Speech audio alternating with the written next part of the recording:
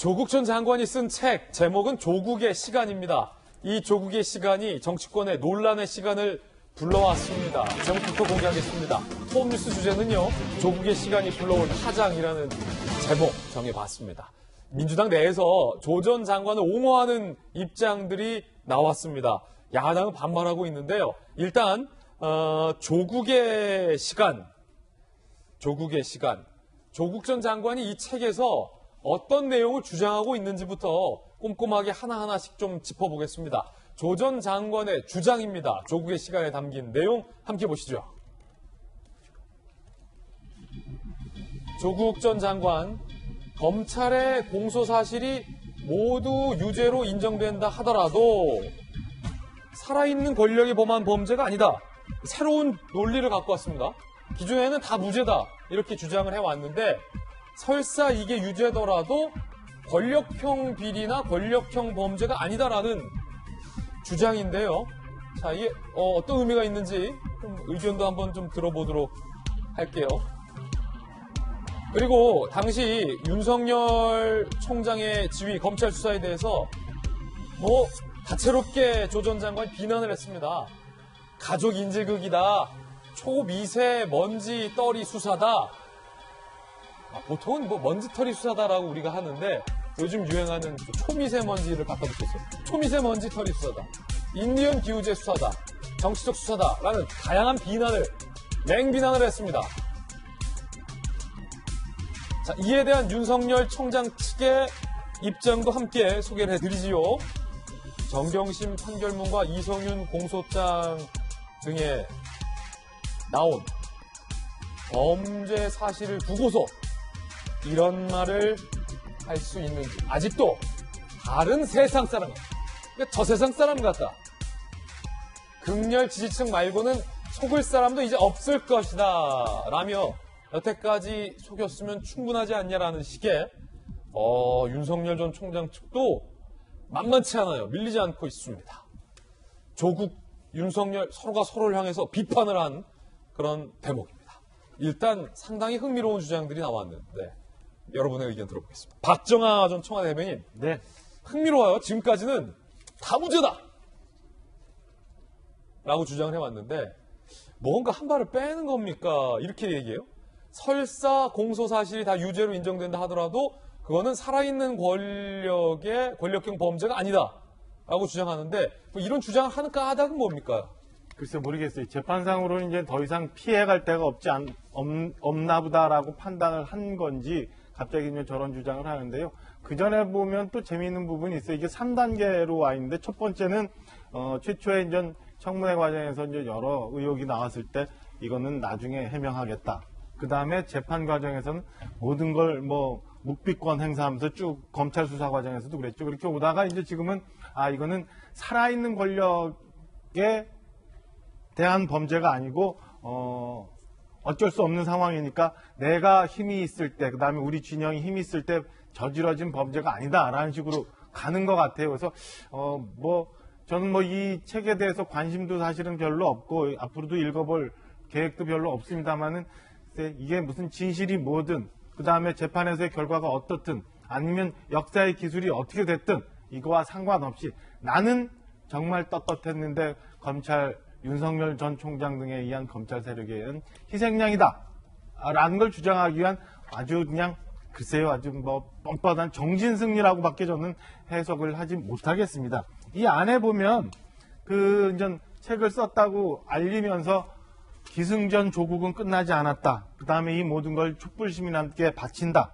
심지어는 가족의 피를 어떻게 이런 얘기까지 나오고 그러거든요. 그리고 좀 전에 저희가 봤던 거 말고도 안에 내용 보면 울산시장 선거 개입 공소장에 대해서도 대통령의 탄핵을 준비하는 예비 문서다. 무슨 문재인 대통령의 레임덕을 가속화시키는 이런 걸 준비하는 윤석열 전 총장의 움직이는 이런 걸 쓴 거 보면 저는 글쎄요, 그러니까 본인이 했던 것들은 여전히 그리고 본인은 여전히 검찰개혁 그다음에 윤석열 전 총장 등에 의한 희생양이기 때문에 나를 밟고 여러분들 앞으로 가셔서 저 잘못된 윤석열 전 총장 그리고 그 세력들의 움직임에 절대 현혹되지 말고 앞으로 전진하라 이런 출사표 내지는 무슨 뭐 박수치는 이런 응원가라는 것 같은 느낌이 들어서 그리고 본인은 마치 모든 거에 희생양인 것처럼 기술하고 있는 것 같아서 좀 씁쓸한 느낌 뭐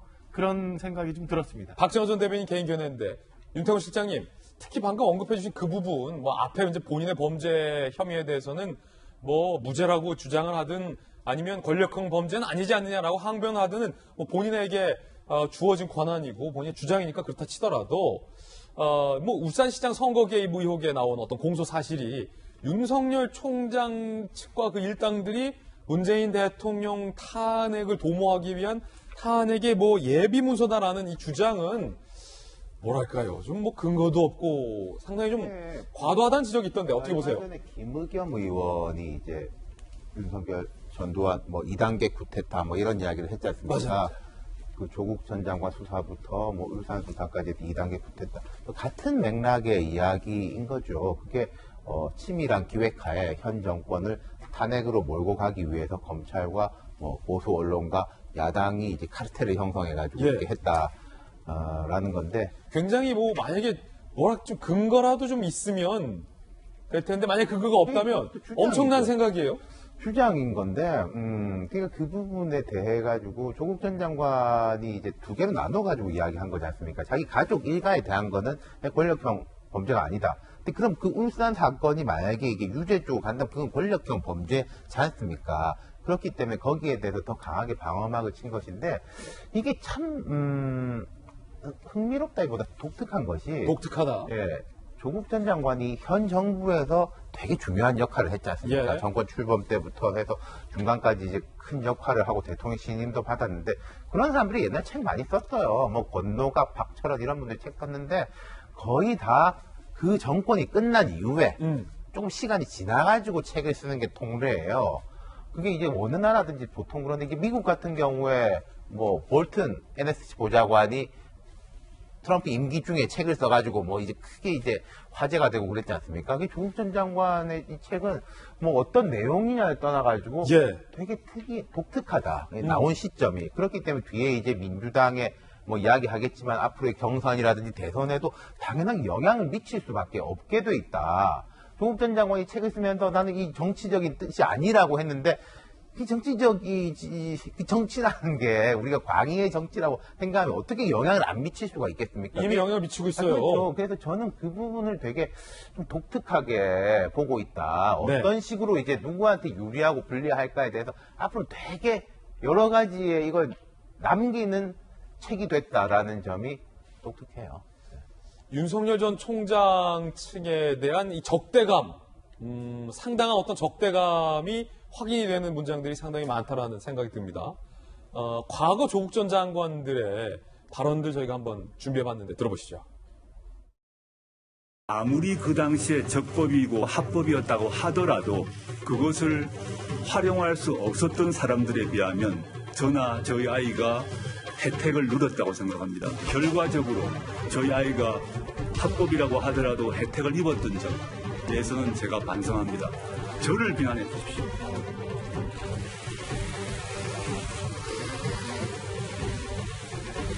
말과 행동이 일치하지 못한 점이 있었습니다. 제 가족이 받을 수 있는 정당한 것이라고 생각했던 것들이 정당하지 않을 수도 있다는 것을 뼈저리게 깨달았습니다. 모든 의혹과 논란에 대해 있는 그대로 드러내고 국민 여러분의 준엄한 평가를 받겠습니다.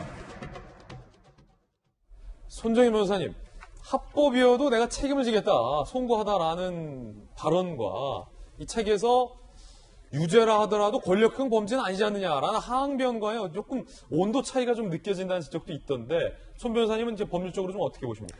객관적 사실을 보시면은 조 전 장관 사태가 발생했을 때 황교안 전 대표가 권력형 게이트다라고 굉장히 강조하면서 비판을 했던 기억이 있는데요.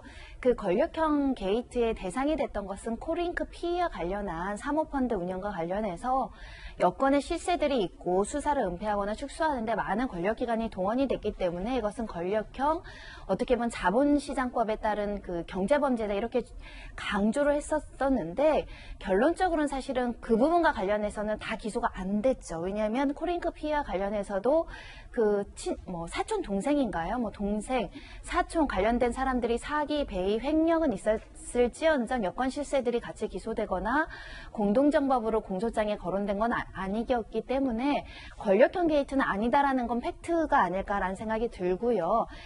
조국 전 장관이 이제 기소가 됐던 것은 크게 보면은 입시 비리가 있을 수 있고요. 코링크 피해와 관련된 게 있을 수 있고요. 증거 은닉과 관련된 게 있을 수 있는데 그런 것들은 어떻게 보면 크게는 권력형 비리라는 개념보다는 개인 비리라고 보는 것이 맞기 때문에 저런 표현을 썼다 이렇게 생각이 들고요. 권력형 게이트가 아니라고 해서 잘못이 없다 이런 말씀 드리는 건 아니고 저 발언 자체가 허위 사실은 아니지 않느냐 이런 말씀을 드리는 겁니다. 예. 그래서 조 전 장관이 이 책을 쓴 시점이나 회고록을 굳이 이제 발간을 했어야 되느냐 이런 여러 가지 지적을 받을 수 있는데 조 전 장관 입장에서는 나는 할 말이 아직 많습니다. 억울합니다. 이런 이야기를 하고자 하는 거 아닐까 생각이 들고요.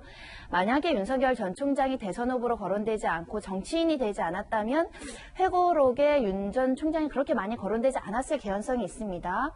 윤 전 총장도 이 부분에 대한 비판은 감수를 해야 되는 것이 검찰 내부에서도 그냥 검찰총장에서 불의의 어떤 권력에 항거하다가 징계까지 받게 되는 위기를 겪은 총장으로 남을 것이냐 그것을 이용해서 어찌됐든 그 총장이라는 직위 동안 국민들에게 어떤 인기를 얻은 부분을 가지고 지금 정치를 시작하는 부분이기 때문에 그것을 정치적으로 활용했다, 이용했다.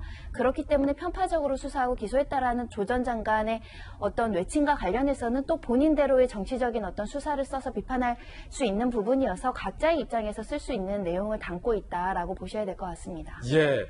조 전 장관, 윤석열 총장 측, 검찰 측 기소에 대해서 현 정부의 탄핵을 도모하기 위한 어떤 예비 문건이다라는 비유까지 한 상황인데 윤석열 전 총장이 이 조국 수사에 대해서 앞서서 밝혔던 대목이 있습니다. 그 대목 들어보시죠. 제가 조국 전 장관하고 개인적으로 친밀하지는 않습니다만은 이 수사를 해야 되는지 말아야 되는지에 대해서 저 개인적으로는 저도 인간이기 때문에 굉장한 번민을 했습니다. 만약에 여기서 그냥 사퇴를 하신다면 좀 조용해져가지고 저희도 좀 일 처리하는데 재량과 룸이 좀 생기지 않겠나 말씀을 하셨기 때문에 저도 그 의견을 드린 거지. 저때 당시에 윤석열 전 총장의 주장에 따르면 어찌됐든 박상기 전 법무부 장관에게 이렇게 길게 수사로 이어지면 정권에도 부담스럽고 나도 좀 고민되니까 조 전 수석이 알아서 사퇴를 하면 해결될 문제다. 그럼 좀 여유가 생긴다라는 어드바이스를 줬다라는 건데 어쨌든 사퇴를 거부한 쪽이 조 전 수석, 조 전 장관 쪽 아닙니까? 그렇죠. 이제 어쨌든 그 수사를 해야 될지 말아야 될지 고민이 되는 상황에서 어떻게 인간적인 범민이 없었겠습니까? 그런 판단 같은 것들을 당연히 하게 되죠. 그래서 아무튼 좀 그 자리에 있을 때 이제 수사를 하는 것들은 여러 가지 어려우니까 이제 그런 말들을 했다는 건데요.